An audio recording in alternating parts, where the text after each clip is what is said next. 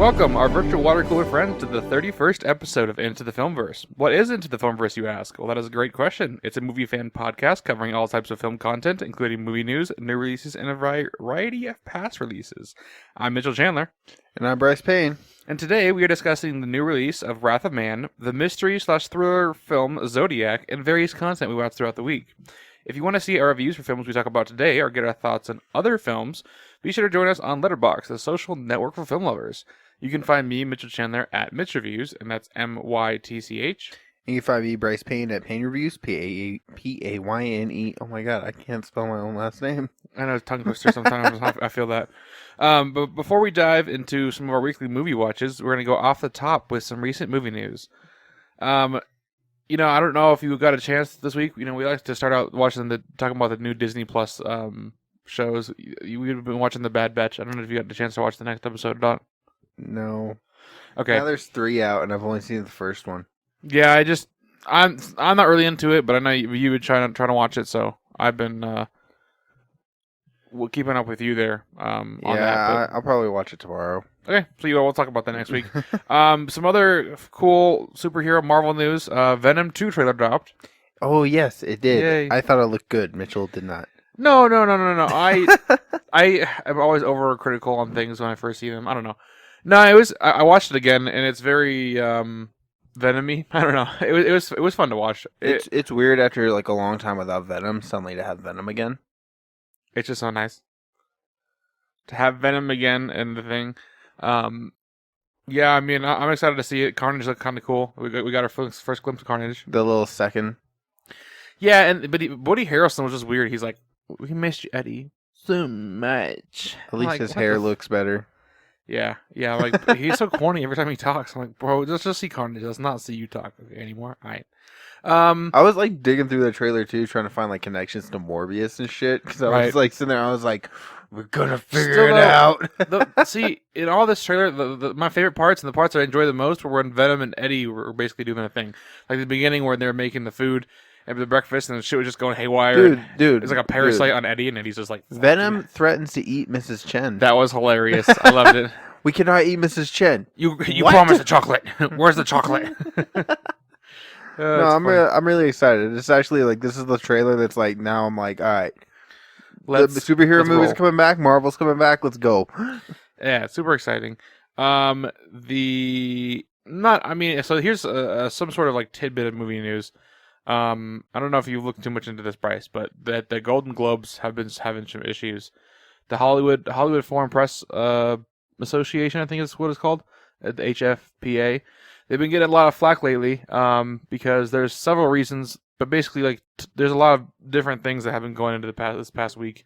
Basically, Tom Cruise is like giving back all his Golden Globes. NBC, the people that have been airing the Golden Globes, are canceling it for next year. They're not going to be airing it. Why? So there's a few different reasons why. I mean, I don't watch it, but I'm just curious. Right? Now. No, that's definitely a good question. So there's a few different reasons why. The first, so I mean, it's a little bit. You need to know a little bit about the Hollywood Foreign Press Association. So when there's the on the Oscars, it's like over 10,000 members that actually vote for what films get nominated and things like that. Well, the Golden Globes is made up of 87 members. Right? Yeah, exactly. 87 members, right? 10,000 people to pick Best Picture. 87 for the Golden Globe. And those 10,000 people, it's they're musicians, they're editors, they're producers, they're filmmakers. They're just across the board, all different types of people, right? Well, the Hollywood Foreign Press Association are people that live in LA, that are and that work. Yeah, people that live in LA and that work at a foreign press, basically, or a foreign. Thing. And there's only 87 members. What kind of voting system is that? Yeah, so it's very like skewed. Skewed, exactly. There's no representation as far as just like different. They're all like I guess white, basically. They're all white, basically. So there's no representation in that regard for different types of people. So and that was kind of like, well, if you're doing a foreign press, there should be representation, right? I mean, in general, there should be representation. Correct. Right. No, you're right. Exactly. But specifically, I mean the fact that there was no representation at all, they're like. People are giving them flack for that, which they have been for a while. But not only that, but there's been the second reason is because they would be nominating movies and TV shows that aren't good just so they can get the actors or the stars to come to their show. Like, I forgot what the name of the show was, but there was a Johnny Depp film a while back that he was in that they just wanted Johnny Depp at the show, and they nominated for like Best Picture. And people were like, that was a horrible film. Like, you even rated it like 30% on, like, when all of your critics rated it like, rotten on Rotten Tomatoes because they're part of the Rotten Tomatoes critics. And yet you nominated it for Best Picture. Like, that's so fucking because they just wanted the people at, they just wanted the actors at the awards.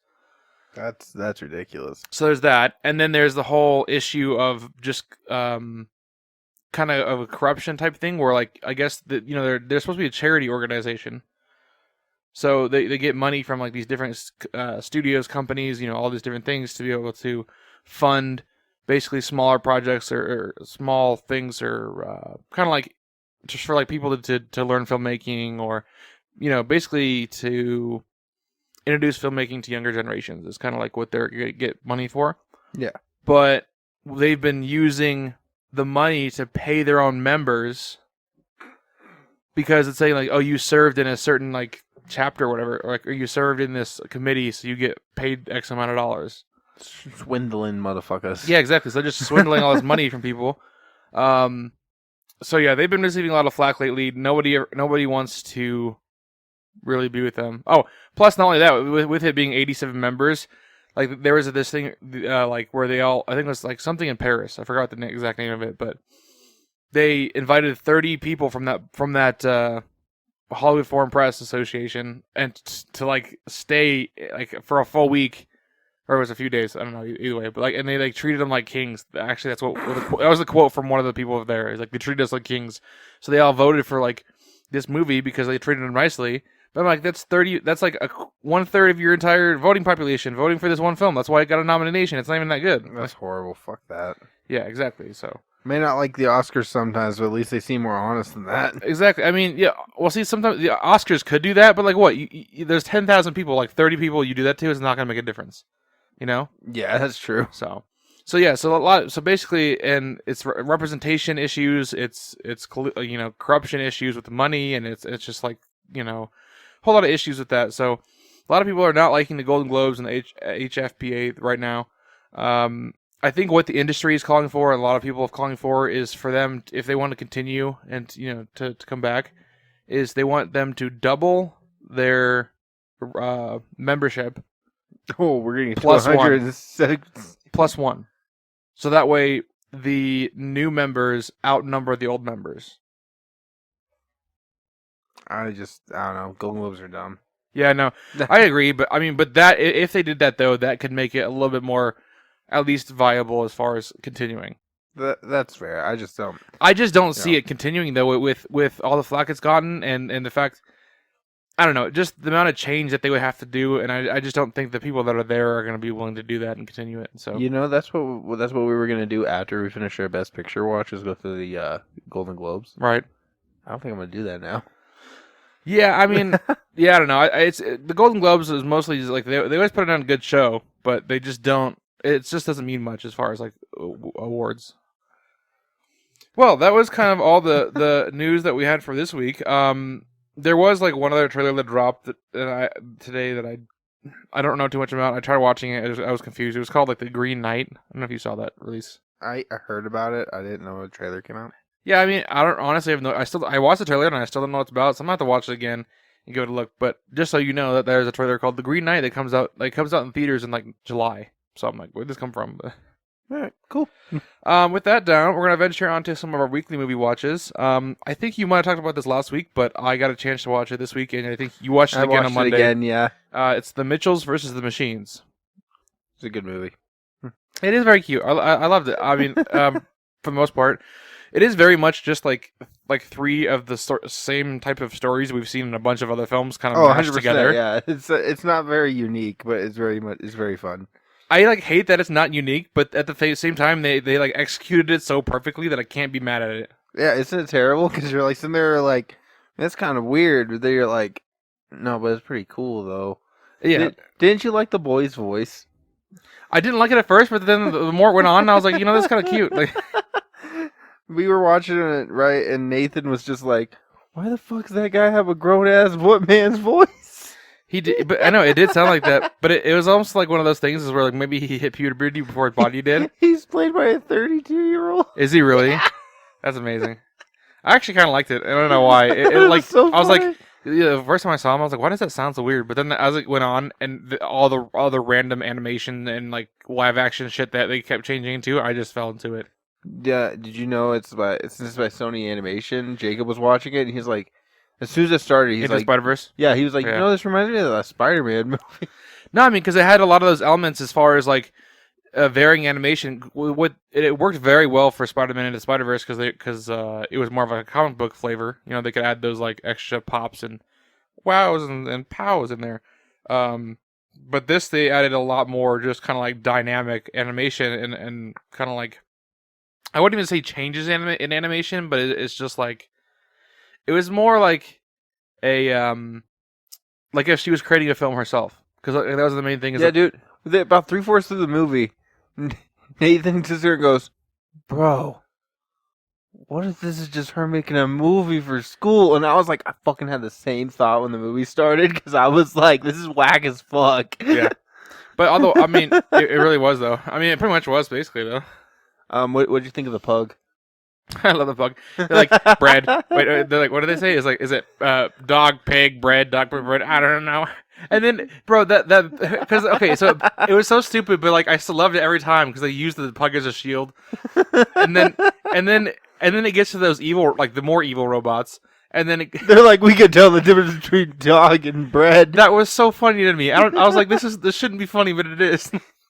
Or the giant Furby speaking Japanese. Oh my god! No, but like, well, yeah, exactly. Like, there's so many jokes in here that just land so perfectly, and I'm like, this should not be funny, but it is. It shouldn't be, but it works. Exactly. It really is though. Like, this should not be funny. Like, I hate you for making me laugh at this. You're like watching it. You're like, oh, man, it's kind of stupid. You're like, the giant Furby. No, honestly, I was sitting here like, I should not be like. I feel like I'm too old for this, but every time it kept making me laugh, and like, I keep wanting to watch. Like, I wanted to turn it off and then keep watching at the exact same time. It was so weird. Man, I was so happy when I first watched it. I was like, man, this is really good. And then Monday, we were like, we're going to watch A Man for All the Seasons. But I was like, I really don't feel like watching a 2-hour-long movie about the Church of England. And then we were going to watch No Country for Old Men. But then I was like, I want to laugh, though. So let me laugh. So we decided to watch Mytchel Chandler the Machines because you sent me the picture of you watching it. And I was like, we're watching it, too. That's hilarious. Yeah, I figured I might as well watch it because we talked about it last week, and I just wanted to be. Dude, it's a solid film. I'm really happy. It really is. It really is.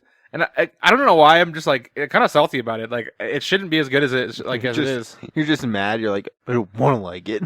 I really don't. I really didn't though. I mean, not that I go into the expectation not wanting to like a film, obviously, but I'm just like the fact that it had so many like cliches, like just like the story was built off like, you know, that basically a chick that's going to college and her and her father don't get well together. A robot apocalypse where AI goes wrong, you know, goes evil. Dude, and a family we road promise trip. you it'll never go evil. Oh, yeah. And so, see, I'm sitting here and I'm like, and then it's like, it'll never go evil. Immediately goes evil, and I'm like, I fucking hate you. I was like, I know exactly what you're doing, and I was like, but I can't be mad at you because you know you said you. You're just so self-aware about what you're doing. It's just worth watching. It's because they know everything they're doing is they're bringing him in, and they're like, "Who's behind this?" And like, as an audience, you're already like, "Well, it's the fucking phone." Like, right. And then he turns, he's like, "Oh, pal, it's you," and we're all like, "Well, no fucking shit." You know, like, more than anything, this film shows that you can do anything not original and still make it really good. Dude, have you seen you never saw the trailer for this, right? Like one of the newer ones? Because like the old one where we first watched the first trailer that ever came out. The trailer they released for it, like to bring it back, right? Straight up shows you Pal as the bad guy. Like I'm in sure, the trailer. Yeah. And the guy's like getting dragged in, he's like, "Who's behind this?" You know, I think it's even funnier that like the guy that created the AI or whatever, he cracked me up too because he wasn't even a bad guy. Like he's just like, "I'm sorry, I was just trying to do a marketing presentation. I actually love you still, bro." Like, dude, they were like bringing up, they had all the smart things attacking him, right? And Nathan was like, "Why the fuck would you have a chip and a fan?" Oh my god, right? Yeah. Or a washing machine, and I was like, movie. Yeah, just stop thinking, bro. Like, also, and then there's a lot of times I'm like, this is a film that you can watch with like some kids, and like you just totally want to have almost have more fun. Dude, it doesn't. It's 2 hours long, and it doesn't even feel like that. Like, No, it went flies fast. by It went so fast. It really did. I had so much fun with it. And I think I might have had an extra connection, me and you both, with Katie Being liking film, movies, yeah. a film buff. That was cool. Did you like that she was LGBT without that being like the biggest part of the You film? know what? Honestly, I didn't even notice it. Like there was a few drops. I'm like, I didn't, and then it really hit me at the end, and I'm like, because of what her mom said, Yeah. like, and I'm like, oh, it's so cute. Yeah, rewatching it, I noticed a lot of rainbows and shit all over the place. And That's I was dope. like, they knew, but they didn't like shove it in your face, which I respect. Yeah, exactly. I hate it when they try to make it like a plot point.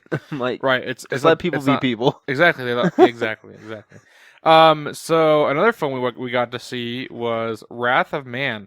Now we have very well. I mean, our reviews, Our ratings are different, but I feel like our feelings are pretty similar.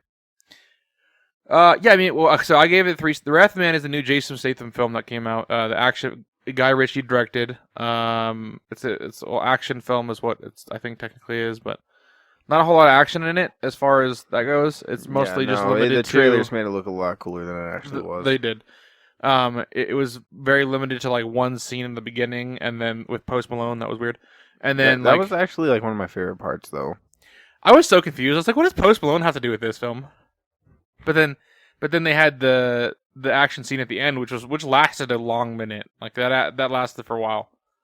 But still, but it was so it was so unfulfilling. Like it really was though, because I was like, I think about the time I saw that the one scene, and this is a new release, so I don't want to spoil like a ton of things, but like they show you the same scene like three to four times, and I was like, I don't care anymore.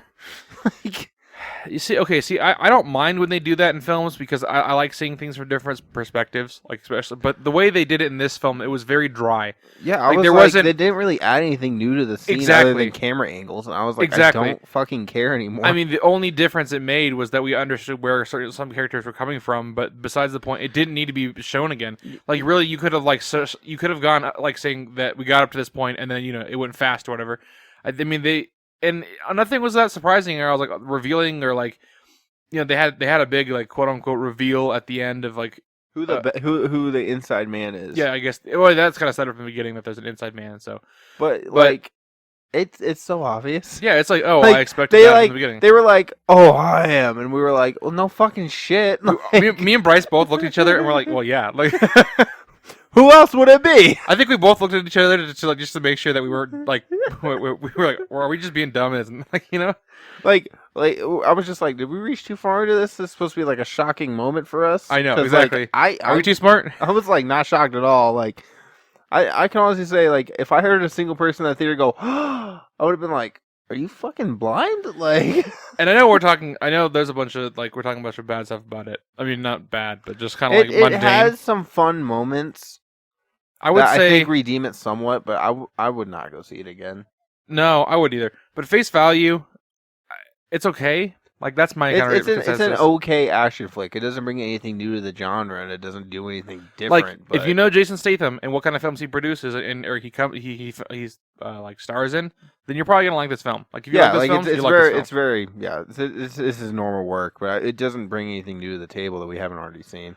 And especially and also if you're a Guy Ritchie fan, I've seen a few Guy Ritchie films.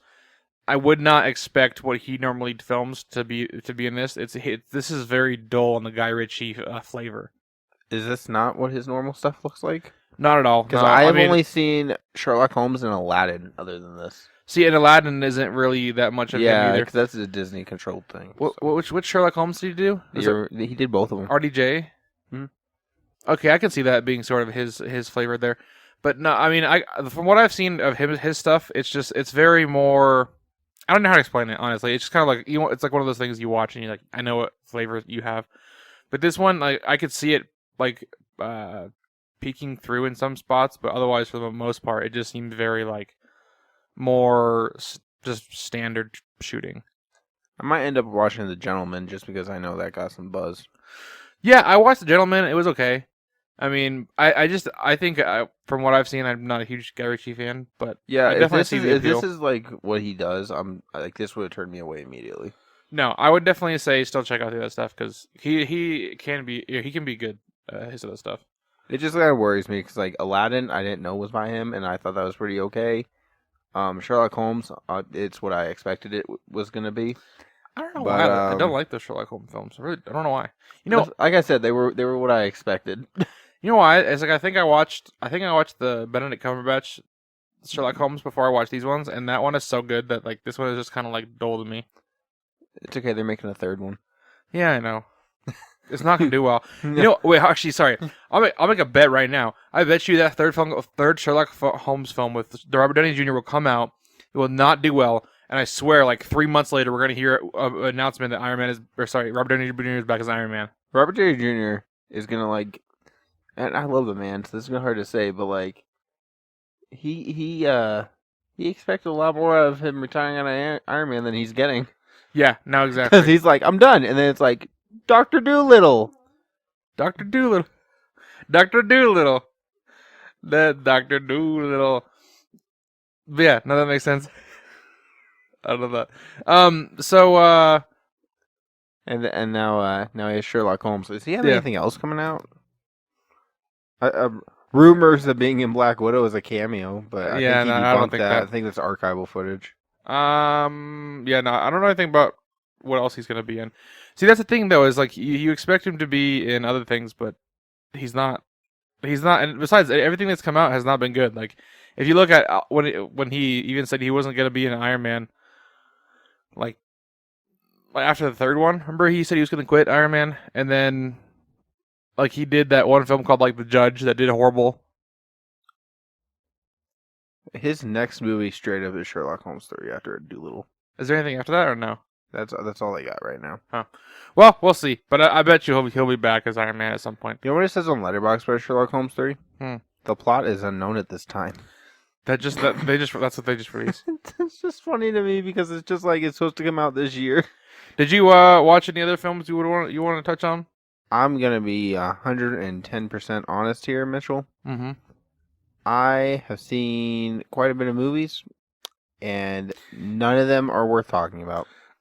You know, for some reason, and I don't know why I would think this, but I thought you were gonna say you hadn't seen anything, and I'm like, but wait a minute, that's not Bryce. No, like straight up, like other than Mitchell's vs. Machines, all of my reviews are basically 2 stars to just 3, and I don't really feel like talking about them. That's fair. Because I'm like, if I'm not that interested in them, I don't feel like just rambling So about them. obviously, we'll talk about this next week. But coming up, we have Spiral. So we're probably both gonna watch the new Saw film before then, which will be fun. Yes, I'm excited about that. So I get to watch it 3 times this week. Oh yeah, you do. You gotta watch it once with me, once you're with your sister, and once with your wife. It's gonna be so much fun. I hope it's good, or I'm gonna be so fucking mad. Yeah, I hope so too. Be like the 3rd time going, like my little sister's gonna be like, "I'm so excited." I'm gonna be like, I told my dad that I'm gonna go see this film, and he's like, "Why?" I'm like, "Cause it looks good." He's like, "Isn't that just that Saw film?" And I'm like, "Yeah." And he's like, "Well, you should watch Hamburger Hill instead." I'm like, "I can watch that anytime. I can watch Spiral in theaters right now." Here's my theory about Spiral. It's a Saw movie. It can be bad, and it still would be good. It's fair. They just need to have interesting traps, and it'll be cool. You know, that's fair. I mean, yeah, exactly. That's all you should expect from. Don't be wrong. I'm really excited for Chris Rock in a dramatic role, along with Samuel L. Jackson. I'm expecting this not to be heavy on the traps, and I don't know why I'm thinking that. Maybe it's just because it's Chris Rock. They released the first trap on, like they released the scene. I haven't seen it. I don't want to. I don't want to either. All I know is it's called a train trap, and I was like, no. See, here's okay. As fuck.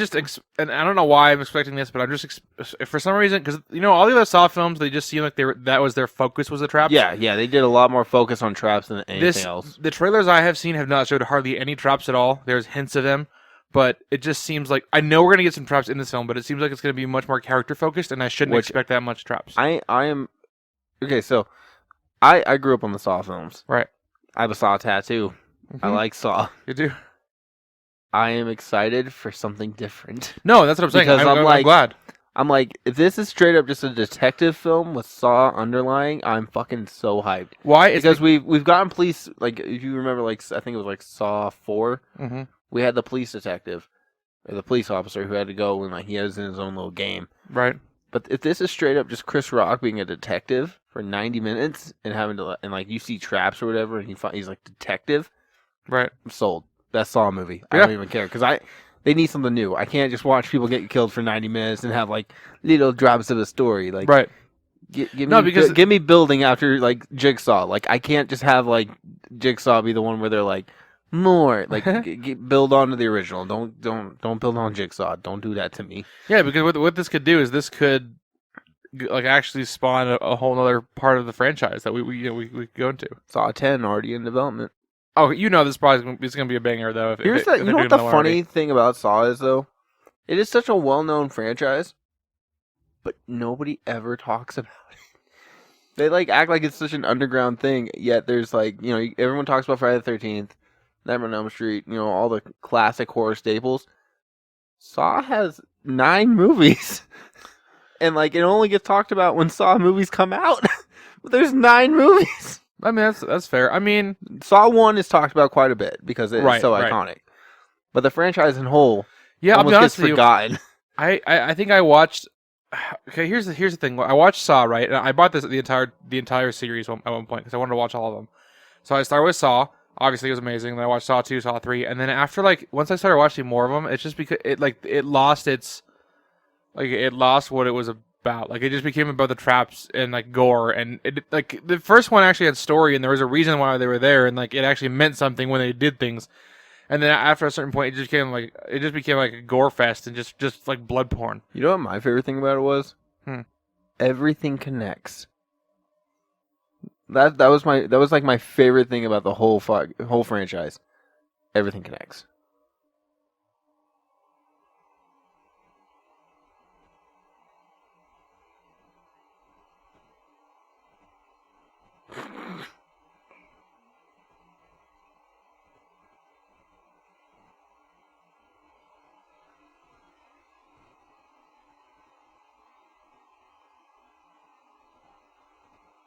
Yeah, no, that's definitely awesome that everything connects. Yeah, because I know I've heard about that since I didn't watch all of them, but that they all actually reference back to each other in some way or another. You've never seen this, like the rest of them? No, I just didn't really. Do you care about spoilers? No. Okay, so in Saw 7, this is what really pisses a lot of people off. Right. The ending of Saw 7 reveals that Lawrence Gordon, the survivor of the first Saw movie, right, is now an accomplice of Jigsaw, and was the one who was behind like all the surgical shit. Oh wow. It would explain why it was all, he was able to do surgical stuff like putting the key behind the eye or like people's mouths. And like he walks with a limp and all that. So like in earlier movies you see like the guy in the cloak walking with a limp, and that was actually Gordon. Like they had the whole fucking thing planned. And then Jigsaw came out and doesn't talk about Gordon at all. He never gets brought up. Weird. And it was like you're gonna show the last scene in the fucking franchise, like Saw 7, the final chapter, Lawrence Gordon slamming the door shut in the bathroom where he cut his leg off, being like, game over, right? Jigsaw happens, you learn there's a whole new accomplice, never gets brought back up. Yeah, hopefully Spiral. And so I'm like, Spiral has some fucking questions to answer, because like if it just ignores all this bullshit and is like doing its own thing, might be a little upset. I'll be okay with it, but like I need some tiebacks. I need some callbacks. I need like a little bit of like trying to intertwine. Sure. You know, and I'm okay with it being smart and do what Marvel does, is that where they'll reference stuff like that, and it'll be cool. You might connect it if you know things. Yeah, but like you don't have to know. That's what I expect. I don't want them to be like, oh, if you haven't seen Saw 6, then obviously you know. Like, right. But like at the same time, I'm like, I need some kind of callbacks more than like the Jigsaw Killer. I'm like, yeah, no fucking shit, the Jigsaw Killer. Like dig a little deeper than that. Don't go base level. Like do some little bit more references. You don't need to show us everything. You don't need to like know the whole series, but like give me a little something more that like the people who have watched the whole franchise can appreciate. No, I definitely agree with that. Because it's like Jigsaw didn't do that. He didn't do that. No, that movie was just like, Jigsaw's dead.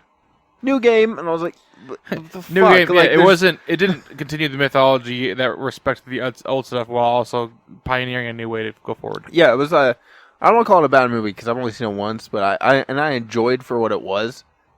But it wasn't like it was a soft reboot, but it didn't do what the reboots are supposed to do and continue the thing. That makes sense. It did not do good. It made a lot of money. It sure did. Yeah, it's a soft film. Well, speaking of detective films, we're gonna move on to our Filmverse feature. Each week we pick a movie that we want the other person to see, And this week, Bryce chose Zodiac for us to watch. That's the Robert Downey Jr., Jake Gyllenhaal, Mark Ruffalo film. Basically, the pre-Avengers film. Avengers before the Avengers were a thing. So this movie is so long. It is really long. Long and dry. I can't even say it's bad though. Like it's not bad. It's just you feel the length. Yeah, you feel the length, in which, yeah, it's not really good that you feel that length. I can say that's not a good thing, but it's also like I'm not mad at anything I watched. Like it just was like. It was just like you could have cut like 30 minutes and it would have been okay. But I get why you did it. But I really feel totally like they can remake this and be like make it an hour and a half, maybe 2 hours like, tops, and make it just so much better and more like intense. You know? Yeah, I mean, there's a lot of scenes of just the dude sitting there over papers and like looking at things. Yeah, like a lot of scenes. For some reason, I remember this film being a lot more like dramatic, and that's not as good as I thought. Yeah, because you watched this a while ago. You didn't really remember anything. I've never seen this, and I was like, Robert Downey Jr. just kind of disappeared at one point. Like he just stopped showing up. Yeah, it was like he was a major prominent role for like I don't know, like the first an hour and a half, film. And then he like you see one scene with him in oxygen. Yeah, and then he's just gone. Exactly. Jake Gyllenhaal, he wasn't really the main character at the beginning of the movie, and then he just became. Yeah, exactly. Mark Ruffalo was the main character at the beginning, and then got sidelined halfway through it. Right, and they kept peppering in these like murders that the Zodiac killer did, but then like it just I didn't feel any like dread. I guess. Yeah, I was like, oh no, there was like a guy. 2 scenes maybe where I felt like I kind of like got sucked. You know when you're in a film. And like you're paying attention to, like at least at home, or whatever, but you're paying attention to your phone, or whatever, and then you just get like something happens on screen, and you're just sucked in, and you forget that you're even like at home. You just like you're in the movie. Yeah. Kind of like what we talked about this when we watched Ma Rainey's Black Bottom. How like a lot of that film when they were talking and speaking, and it was like you were just you were there. Yeah, you couldn't like look away. There was like maybe 2 scenes in this film that was like that. Yeah, because there was the scene where the cab. He shoots through the cab. You're like, what the fuck? Because that was just out of nowhere. Right. That was. And then I had the scene for me. It was when Jake Gyllenhaal was in the house with that guy, and he like in the basement. Yeah, and it's like creepy as fuck, and he's like floating in his shadow, and he's like staring at him. I was like, that's fucked up. All right. That was like I felt kind of creepy in that situation. Like he got to get out of, like that was cool. Other than that, man, it was just kind of like they're talking a lot. Yeah, I didn't feel any suspense. Nah, I didn't feel any like. And it was a lot of stuff that I honestly I couldn't even follow. The dire time or something like that. Like there was no like. We need to get this done now. It was just kind of like, y'all just kind of chilling on this, like letting it happen. Like, because it happened over years. Like, I mean, I know they're telling like events you're that happen trying to catch him, but like you're not really trying to catch him. I know, like, exactly. Like you guys have fucked up a lot of things. Like the killer's being sloppy as fuck, and you guys are just like, you also got to think. You also got to remember that this film is based on a time of events where they don't have as much technology as we do now, and as many like just the Zodiac killer today, nah, bro. Like you would be caught in like 2 days. Because honestly, I don't even know how you be a serial killer these days. It'd be like impossible because like the amount of technology and like in tracking and they'd be like the guy'd be like, I did it, I got away with it. Nah, bro, we got like a security camera on every single house. You ever heard of Ring? That thing's a thing. Like, bro, they'd arrest you. Like they'd arrest you before you even did the crime because they just predicted from what you were in your life. They, like Amazon AI would be like, do you need rope and do you need rope and duct tape? Alexa, add rope to my shopping. Really, or add giant black plastic bags to my shopping list. And on Dexter, they just be like, wait a minute, hold up now, brother. I mean, overall, it was a solid film, but it's not, but not entertaining. I could see if you were in a theater and like you're forced to pay attention. I probably would have liked it more, but being like at a home, I just want to give it a shrug, like, So, I'm like, I don't know why everyone's giving it 4.5 to 5 stars. I didn't feel that way about it. I'm like sitting on like maybe like a middle 3. Like, I want to give it like a pat on the head and like good for you. Be like, maybe I just don't like David Fincher. You know what? I do want to see a lot of his other films though. I want to see Gone Girl. That's good. I like that one. Want to see Fight Club's really good. I love Fight Club. Fight Club's good. I really love that film actually. Gone Girl's really good. Fight Club's good. I've heard Social Network's really good. I haven't seen that one yet. You haven't seen that either. I've seen that one scene that everyone plays with Andrew Garfield yelling at what's his name, Jesse Eisenberg. I just don't like Jesse Eisenberg. I keep saying that, and then And then you watch his movie, you're like, yeah, he's endearing. I know, right? I don't like him. I always yeah. get him confused with Michael Cera. You know why I think I don't like him is because he pisses me off in Batman vs Superman. I just hate him in that film. It pisses me off. Come on, man. You don't want to have a Jolly Rancher shoved in your mouth? That's all he does in that film. It's cherry. You know what? Actually, if he gave me Jolly Rancher and pushed my mouth, I probably wouldn't be that mad. I'm like, oh, thanks, man. But Bruce Wayne and Clark Kent in the same room. Fuck you, man. Get out of here. No. I mean, Anyway, this is okay. I'm happy to finally have it off my watch list. But now I gotta add a film for next week, and this is a film that we've been talking about seeing for months, and I have not seen it. You have not seen it, but I feel like we should finally put it on. We should finally put a pin in it and watch it. We've already seen Straight Outta Compton. Again, just like we should just be in an infinite time loop where I just keep saying he's Straight Outta Compton. No, we're gonna watch 7. Yeah, we have been trying that. Yeah. I think we tried to watch that like September of last year. Yeah, we've been trying to watch it for a while now. So I'm like, it's been one of those things where we just keep talking about it, and I was like, we need to get it done. So I'm gonna put it as my next Filmverse feature. Yeah, we on a detective binge, huh? I know exactly. We have Spiral, and then we have next week is 7. I'm like, all right, let's go. I'm excited for 7. I remember the ending, and that's all I remember. Oh, because you've seen it, right? When I was like 7. Get it? 7. Oh my god, that's funny. Yeah, no, I haven't seen it at all, so I have no idea what it's about. No, my mom was watching it one day, and I kind of came in like near the end tail of it, and I was a kid, so I didn't really fucking care. Oh, okay, that makes and sense. then I just remember the scene of like the box that everyone knows about. I don't know what that is, but all right, I guess we'll find out. You don't know about the box? I honestly have no It's idea. like the most famous quote from the movie. I mean, yeah, no, I've never even heard of the movie 7 until like last month, like when we first talked about it. I've never heard of it before. That's fucking whack. That's the movie that Denzel Washington based the Little Things off. I've seen. Wait, what is Little Things again? I feel like I've seen it. We did see it. It's Denzel Washington and Jared Leto, Rami Malek. Oh, that film. Ugh. Yeah, that film was not good. You know when you sit with screenplay. Yeah, when you sit with the film, like after you'll rate it, and then you sit with it a while and you look back on it, like, yeah, no, I didn't like that. I've changed ratings on Letterboxd after that. I'll be like, see it, I'll be like, why the fuck did I give that 3.5 stars? That's like a 2-star movie. Or it's like when you're making a list and you're like, but this I like the movie better. And I was like, but I gave that a 4.5 and that a 4, and I was like, switch. You're like, I'm not being inaccurate. That's why I can't do rankings, because I'm like, I gave that one a 2-star, but that was a 3. But I like the 2-star more than sometimes 3. Fuck. I typically just leave them the same, because here's my thing is if somebody ever asks me about it, I just be like, yeah, that one is higher as a 4 and a 4.5. But like when I'm at the time of making my ranking, I have to like evaluate how I feel about it in the hindsight. So like as soon as you're finished, you're like, oh my god, and then when you're like later, you're like, that's kind of garbage, wasn't it? Yeah, you know what film was like that for me was the new Bad Boys for Life.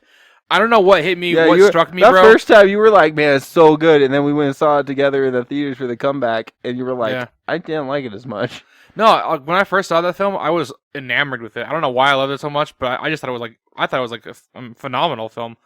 And then I saw it again, I think the day after, and I thought the same thing. And then, I had waited a few months, and we saw it again, and I'm just like, that wasn't as good as the first time. What the fuck? I was like, I guess it just doesn't have the replayability. If you guys follow me on Letterboxd this week, you can see my rating of Spiral slowly go down.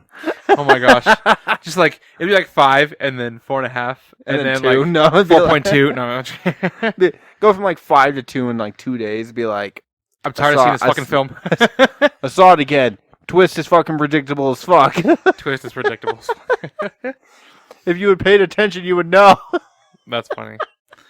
Well, thank you guys. We talked a slew of movie news, Wrath of Man, Zodiac, and various pieces of content we watched throughout the week. New episodes come out every Tuesday, so be sure to follow us and turn on notifications to get updates every time we post. If you want to keep up with our activities outside the airwaves, you can stalk us on Instagram at Into the Filmverse Podcast. Bryce, where can people follow you and your wonderful adventures online? You can find me on Letterboxd at Payne Reviews. You can find me on Instagram at Payne Loves Cinema, and you can find me on Twitter at Sand Green Films. I always want to say reviews. Always. And you can stay connected with me, Mytchel Chandler, by simply following me on Facebook and Instagram at author Mytchel Chandler, on Twitter at Mytchel Chandler, and on Letterboxd at Mitch Reviews, and Mytchel are spelled with the Y, so that's Mytchel, because I'm a weirdo. That's all for this week, our fellow cinephiles, and until next time, Excelsior!